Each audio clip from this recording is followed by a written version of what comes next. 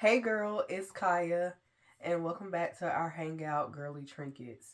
I am really excited to be here to hang out with you again this Friday.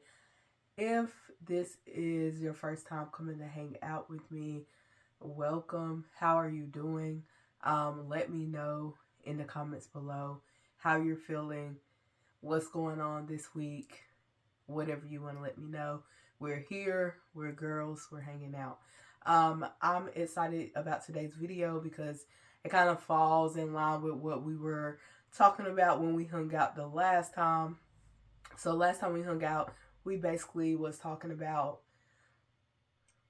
rom-coms, comedies, coming of age movies from kind of like late 90s and like their early 2000s. I think the oldest movie on my list was like from 2012. Um, but we were just talking about those because one, I love that era, and two, I love rom coms and coming of age and like romance movies. That's just my thing.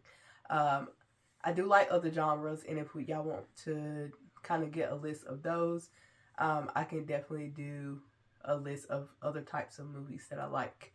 But anyways, back to what I was saying.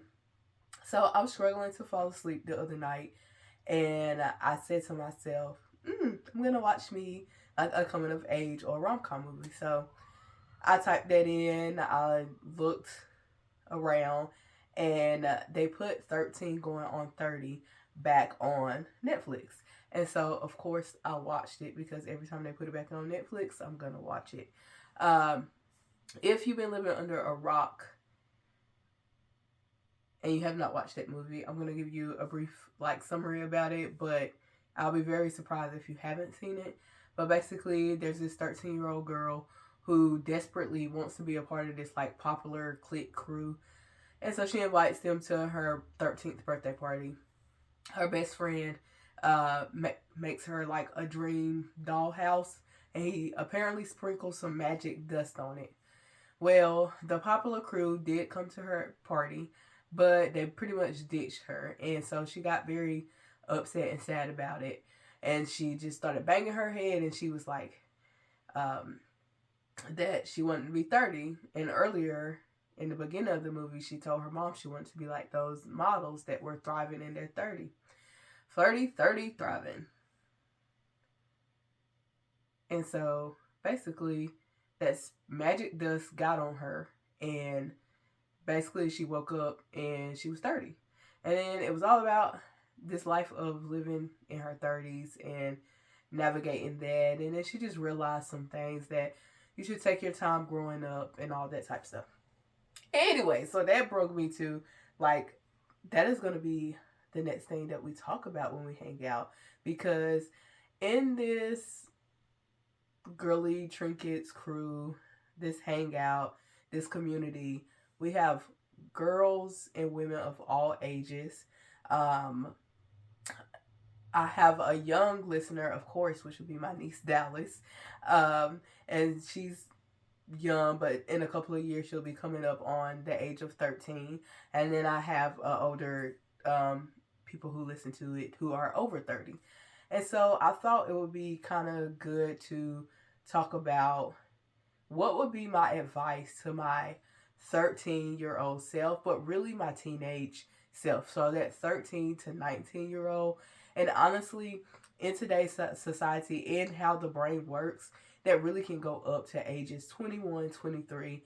But 13 to 19 is technically your teenage years. And so I'm speaking to those girls right now. And if you are in that age range, or you're older than that age range, what advice would you give? Comment down below. What advice would you give to your teenage self, your 13-year-old self? Today, before y'all comment those, I'm going to drop 10, and it might be one that will be on your list. And these are just 10 things. I definitely have more, but these are 10 things that I would tell my younger self, that I would tell my middle school and high school students, that I would tell my nieces, that I would tell my daughter, that I would tell younger girls at church. or whatever the case may be. And I really like these things. So let's get into it. So the first one would be solidify your trust in God. Make him the center of your faith. Sometimes as we grow up, we kind of put our faith into our parents. We put our faith into our friends, our teachers, our whatever. And the reality is humans are going to let us down. Humans are flawed. They make mistakes. And so having your trust in them can really distort your view of the world and your view of life. And so, really, as young as possible as you can, lock in and really find that personal one-on-one relationship with God, because even if you stray, you can always find yourself coming back. Or if you feel yourself from the distance, it's like he's always there and he's always gonna support you and love you. And sometimes it can be hard, but having that as the center of your life, or like your go-to, is just kind of keeps you grounded.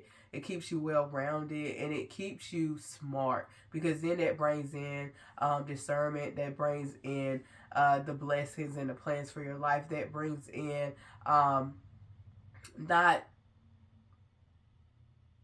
getting too far gone into something. And so, yeah, that would be my number one. And that can be hard, and it can be in and out. Sometimes I'm feeling like I'm on fire, right, for the Lord, for God. And I feel like me and God are best friends for the past 70 years. And then sometimes it's like I'm praying for connection. I'm praying for that. Or sometimes I just completely have let life distance me. And I'm like, God, I'm back. I love you. I'm sorry. You know what I mean? So center God, make him the center of your faith. Number two, the rest of these are like what I would call my practical things. Number two, time is a two-way street. So basically, what that means is if you have like a two-way lane, you basically have people going this way, people going that way, right? And then sometimes you have like this lane is like backed up, and this one is going the 100 miles per hour that the highway lets you go, or whatever. And that's kind of how it is with life. Sometimes you need to be in a rush, right? Sometimes you need to realize that, you know, time is of the essence. Your family members won't be here for long, or if you don't act now, you won't get that grade that you need. If you don't pour into your relationship with this person, it might get distant. If you have an assignment due, you know, like you can't be late on that. Or, you know, if you need to fix something with someone or fix a relationship with someone, you need to, because time is of the essence, you need to act quickly. Also, too, like in the day in and day out, sometimes we feel like, oh, I can do it tomorrow. Oh, I got tomorrow. But some things are necessary to act quickly upon and to move quickly upon. Other things, such as uh, getting married, or such as jumping into even like a situational ship situation, or jumping into friendships, or choosing to go to this college, or choosing to join this club, or choosing to like start being promiscuous at too young of an age, or dressing a certain way too young of an age, or feeling like you need to act like people on social media, or acting like the kids at school, or feeling like you're behind, right? And it's really like there's really no rush. You have time to find that lover boy. You have time to decide what you truly want to do in life. Life is a journey, right? So you might, you know, find a career that you like, or a job that you like. And being intentional about that, right? Because time is fleeting quickly. So again, two-way street, time is fleeting. So you don't want to be like, oh, I'm only 15. I don't have to think about what I got to do. And then next thing you know, you wake up and you're 20 and life has passed you by. No, you want to be intentional about realizing that time does go by fast, but we're not driving ourselves crazy. We're not going crazy about, like, I have to be this, I have to do this, I have to be here. Like, you don't. You got time, girl. You got time. Number three, define your beauty. And with this, I just kind of mean like Don't look at people on social media too much. Like, don't obsess over it too much. Don't obsess over maybe a friend or a classmate that looks a certain way, or other girls' uh, body that look a certain way.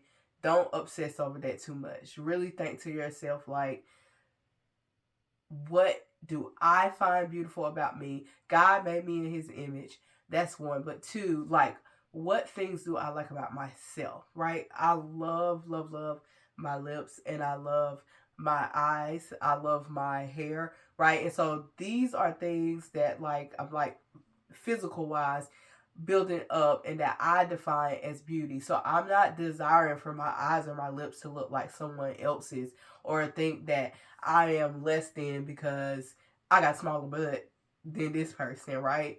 Because there are several things that I find beautiful about myself. And there's always things too that, like, if you got flat butt, go, do some squats, do some Russian, oh my God, what is those things called? They are not called Russian. Romanian deadlifts. Yeah, you can do a whole bunch of stuff, a whole bunch of exercises to round out that muscle, round out that butt, right? And get a little bit more of a butt you desire. Um, and so we all have things that you know that we might not find like, oh, this is the highest level physically of attraction, but we can work on those, as well as, like, we are still beautiful regardless of what any of that looks like. We're still beautiful. So what things, like I said, I really like my lips.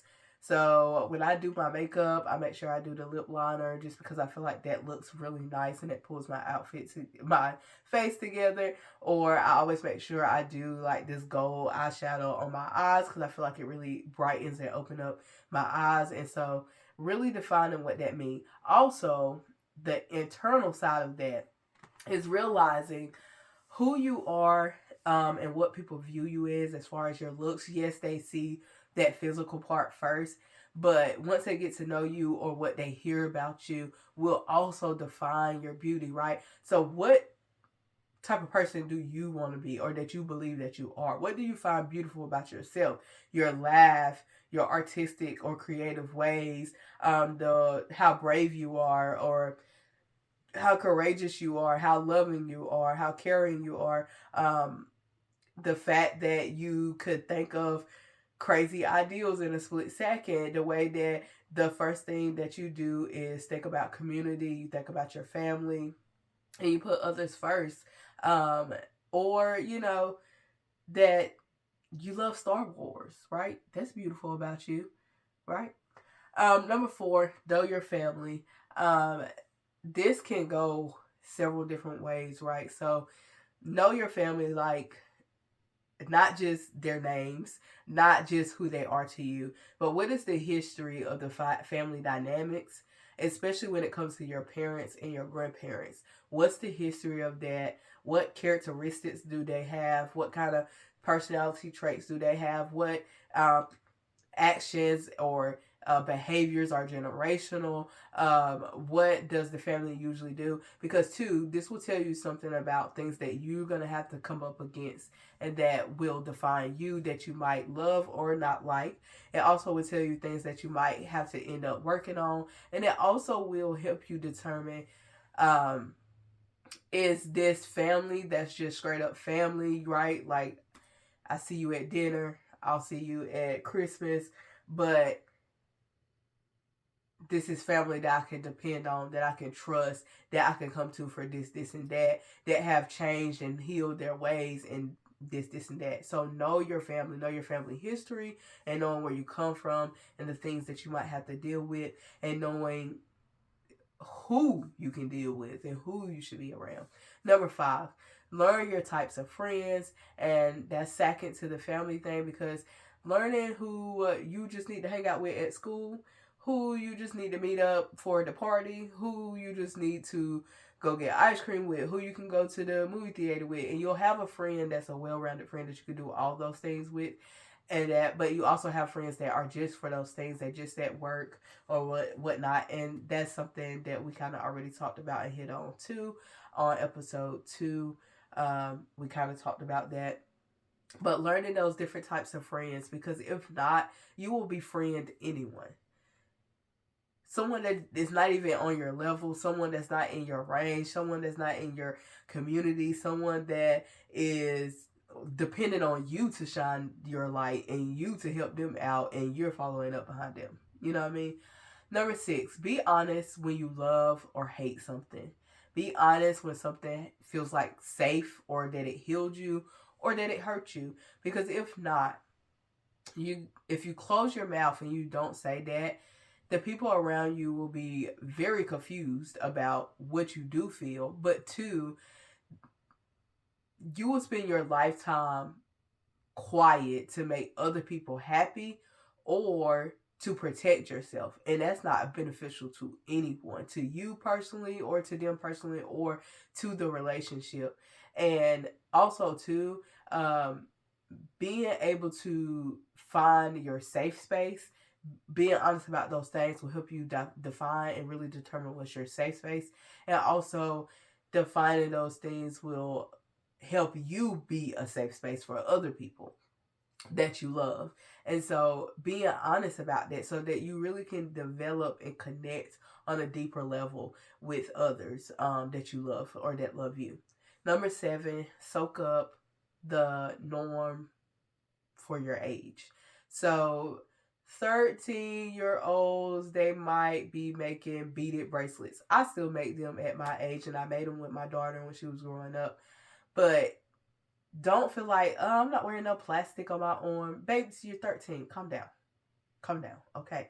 You know, if it is like in a certain character, if it's like I said, like in Star Wars, if it's like in Tinkerbell, um if it's fun to you, do that. And if it's normal for you to go to a football game, so say you're 15, 17 years old, and it's normal for you to go to a football game, really, really sit down and talk to your parents and say, like, this is the norm for my age, and this is what I desire to do. And hopefully they trust you and you trust them. And so you get to go do those things, right? When you're 21, you go out with your friends quite a bit, whether that is to a restaurant, whether that is to like a college campus party, whether that's staying up all night and doing like a crazy girl sleepover, whether that's getting dressed and going to a fancy restaurant, whether that's talking about your future and what you might invest in. So really ideal, what's the norm for that age across generations? Not what 13-year-olds that are acting like 18-year-olds on social media. No, baby. No. No. You're not 13 years old getting a belly button piercing. Me personally, I feel like that's too much at 13-year-old, but like, I mean, some parents are okay with it. But what I'm saying is, don't feel pressure or force, because that is not the norm for a 13-year-old. It's very much not the norm. It might be becoming the norm because of how fast people are growing up now or doing things now, but it's not of the norm. So suck up the norm for your age, because you will only be that age once in your teenage years. It's only but a fleet of time, okay? It's only but a fleet of time. You look up and you're 30 years old with 3 kids and a husband, aka me. So soak it up. Number 8, education and knowledge is important. Never think going to class, never think learning something new, learning a new skill, learning a new task, learning a new trade, learning or starting or trying a new hobby or new sport. Learning actually, have a career goal that takes some type of education, some type of learning. That is always important, because one, no one can ever take your knowledge or your education away from you, and two, it can be a stepping stone and a building block. Will you use it all the time? No. But that level of skill that it takes to gain that education and that knowledge is important. I'm not just talking about college. I'm talking about taking some online classes. I'm talking about learning a new trade. I'm talking about getting with and networking with people and learning how to do something like behind the scenes that don't even, necessarily take for you to sit inside a classroom and do and learn. But never, never, never stop learning. Always be open to learning something new, gaining something new. Number 9, be different, be unique. And that's kind of like the vibe of the whole thing, girl. That's kind of like the vibe of the whole thing. Why why are we pressed to do our makeup, to dress, to do our hair just like every other person? I lie to you not. I kid you not. Sometimes I'm just watching, and I work at a high school. So definitely there, but also sometimes just in public. I'm watching and it's like every four girls look the same or look similar. And it's like I get trends, but I get trends, right? Because I do trends all the time, whether that's clothes, hair, whatever. But you'll never catch me like my mom talked about today about asking me if she gave me some pants. I was like, I probably wouldn't wear those because that's not my style. So even if they became popular on social media and all the 30-year-old women were wearing them, if it doesn't look good on me, if it doesn't fit me, if it's not my style, if it doesn't look good to me, I'm not going to wear it. I'm not going to go crazy with being obsessed with something like, bubble tea was a popping thing at one point. I don't know if it is. And me and my daughter tried bubble tea a couple times. We didn't really like it. So we tried it like 2 times and we was done with it. I'm not about to be like, oh, got my bubble tea because that's what's good. No, babe. I like my regular whatever. I miss choice sodas. 79-cent peach choice sodas. That's what I miss. And so dare to be different. Don't feel like because I am a black girl and I go to a majority black school, like I have to do majorette. Like, no, you don't, queen. If you want to do ballet, queen, do ballet. If you want to rep your culture and do, majorette and you want to buck down, do that. But do it because you want to do it, because it feels good to you, because it feels like it's something that you're genuinely interested in and something that you love. Don't do stuff because other people are doing it. Don't do stuff because it feels good, because it looks hype, because it looks lit, because it looks whatever. Don't do that. If you really want to do it, you do it. It shouldn't take nobody else convincing you. Social media, family, friends, school. Like, if you genuinely want to do it, just do it. Even if you do it alone. Because you're being different. You're being unique. You're being you. Number 10, know you and love you. Not in a selfish way, not in a conceited way, not in, I'm the top dollar and everybody beneath me. No, but you are the prize queen. But know you and love you before you invest it in a boo. Do not get into a strong-headed relationship and you don't know yourself. Because baby, you will get lost. And I see this mistake happen from all ages, from ages 13 and up. People are so wrapped up into that. And it even happens to me. Even if you have a good man, it can still happen. And you lose who you are. And if you invested in the wrong boo, that's even worse. Love you, know you, heal you, understand you before investing in a boo. You got time to get a boo.